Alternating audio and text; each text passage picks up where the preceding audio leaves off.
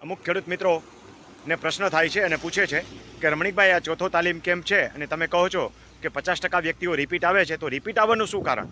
Repeat આવવાનું કારણ એ છે કે પ્રથમ દિવસે તમે આગળના વિડીયો સાંભળેલા હશે કે પ્રથમ દિવસે આપણે જે 20થી 25 પ્રકારની અલગ અલગ કામગીરી શીખવાડીએ છીએ અને બીજા દિવસે આપણે તાલીમ કેમ્પની અંદર તાલીમ કેમ્પની અંદર નવા નવા વિષયો લઈએ છીએ. જેમ કે કોઈને રોડ રસ્તાના પ્રશ્નો હોય તો ખોટી રીતે કોઈએ તમારો રસ્તો બંધ કરેલો હોય તો મામલતદાર કોર્ટની અંદર તમે કેસ દાખલ કરી શકો. આ કેસ તમે જાતે કેવી રીતે લડી શકો, તથા માત્ર લડવું જ નહીં, એના માટે ખરેખર તમારી ફેવરમાં જજમેન્ટ આવવું જોઈએ. તો એના માટે તમે શું કરી શકો, આવો વ્યવસ્થિત કેસનું ડ્રાફ્ટિંગ કરતાં આપણે શીખવાડીએ છીએ. હવે તમારામાંથી કોઈ ખોટી રીતે રસ્તો માંગે તો એને પણ તમે અટકાવી શકો છો. ગેરકાયદેસર રીતે રસ્તા મળતા નથી તો એવા રસ્તા માટે થઈને તમારે ડિફેન્સ કરવાની થાય. કોઈ વ્યક્તિ આવો કેસ દાખલ કરે તો ડિફેન્સ કેવી રીતે કરવી એ પણ શીખવાડીએ છીએ. હવે તમે ખરેખર સાચા હો અને તમારો રસ્તો કોઈ રોકેલો હોય અને તમે કેસ હારી જાઓ તો અપીલમાં કેવી રીતે જીતી શકાય, રિવિઝન કેવી રીતે કરવી એ પણ આપણે એમાં શીખવાડીએ છીએ. આ સિવાય કોઈ તકરારી કરવી, કોઈ તમારામાં પાણી છોડે, તમારું પાણી કોઈ રોકે, તમારી કોઈ એન્ટ્રી એવી હોય કે જેની સામે તમારે રિવિઝન અપીલ દાખલ કરવી પડે, એવી રીતે 108(5) અને 108(6) નીચે અપીલો કેવી રીતે દાખલ કરવી.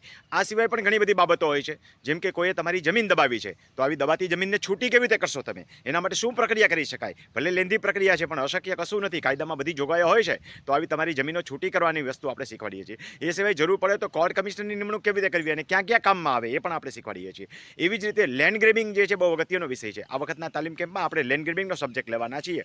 તો અલગ અલગ તાલીમ કેમ્પમાં આપણે અલગ અલગ વિષય લઈએ છીએ. તમારા ઉપર ખોટી રીતે કોઈ લેન્ડ ગ્રેબિંગ કર્યું તો બચાવ કેવી રીતે કરવો, અને ખરેખર તમારે લેન્ડ ગ્રેબિંગને પાત્ર થતી હોય તો સારી રીતે લેન્ડ ગ્રેબિંગની અરજી કેવી રીતે કરવી એ આપણે શીખવાડીએ છીએ. આ સિવાય તાલીમ કેમ્પની અંદર આ બીજા દિવસની વાત થઈ, જે મેં તમને શરૂઆતથી કીધું કે બીજા દિવસે આપણે અલગ અલગ તાલીમ કેમ્પમાં અલગ અલગ બાબતો શીખવાડીએ છીએ. આ વખતનો તાલીમ કેમ્પ છે રાજકોટ મુકામે. આમ તો દરેક કેમ્પ રાજકોટ મુકામે જ છે. રાજકોટ મુકામે તારીખ 10 અને 11 મેના રોજ જે થવા થઈ રહ્યો છે એની અંદર પ્રથમ દિવસે જે છે આપણે 20થી વધારે પ્રકારની કામગીરી શીખવાડીએ છીએ. જેમ કે કોઈ વ્યક્તિ હયાતીમાં હક દાખલ કરવો હોય તો આના માટે આંબો કેવી રીતે બનાવવો અને હયાતીમાં હક દાખલ કેવી રીતે કરવો. એવી જ રીતે વારસાઈ દાખલ કરવી હોય તો વારસાઈ કેવી રીતે કરવી અને વારસાઈ માટે આંબો કેવી રીતે તૈયાર કરવો. એવી જ રીતે કોઈને સીધી લીટીની વારસાઈની જગ્યાએ આડી લીટીની વારસાઈ લાગુ પડતી હોય તો આડી લીટીની વારસાઈ માટે ક્યાં આંબો દાખલ બનાવવો, કેવી રીતે બનાવવો અને આડી લીટીની વારસાઈ ક્યાંને દાખલ કરવી અને કોને કોને આ લાભ મળી શકે એ બાબત આપણે શીખવાડીએ છીએ. કોઈ વારસાઈમાં ભૂલ રહી ગઈ હોય તો આવી ક્ષતિઓ જે છે કેવી રીતે શોધવી, તમારું ટાઇટલ પત્ર કેવી રીતે તૈયાર કરવું, તમારા 7 નંબરમાં ભૂલો હોય તો કેવી રીતે શોધવી અને એને કેવી રીતે સુધારવી. સત્તાના પ્રકારનો ફેરફાર હોય, નામનો ફેરફાર હોય, સામાન્ય અન્ય ક્ષતિઓનો ફેરફાર હોય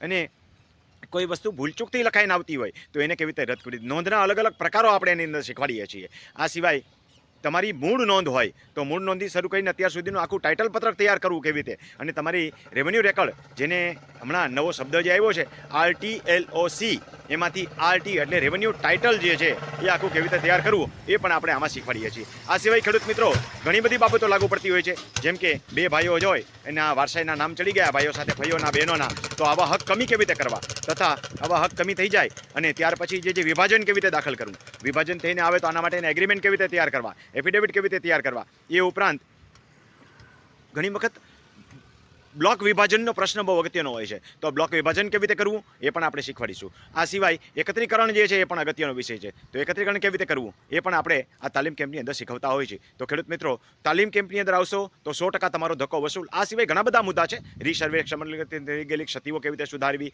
અન્ય અરજીઓ કેવી રીતે દાખલ કરવી, જુદા જુદા પ્રકારની અરજીઓ કેવી રીતે દાખલ કરવી. જેમ કે 7 નંબરની અંદર કૂવો બોર નોંધાયેલો ન હોય તો કેવી રીતે નોંધાવવો, ભાઈઓ ભાગ પડે તો બીજા ભાઈને પાણીના ભાગ કેવી રીતે આપવા. એ સિવાય આવી પાઇપલાઇનો નોંધાવી, તમારે વૃક્ષો કેવી રીતે નોંધાવવા, બહુવર્ષાયુ પાકો જે છે એની નોંધણી કેવી રીતે કરવી, આવી અનેક બાબતો જે છે આપણે તાલીમ કેમ્પમાં શીખવતા હોઈએ છીએ.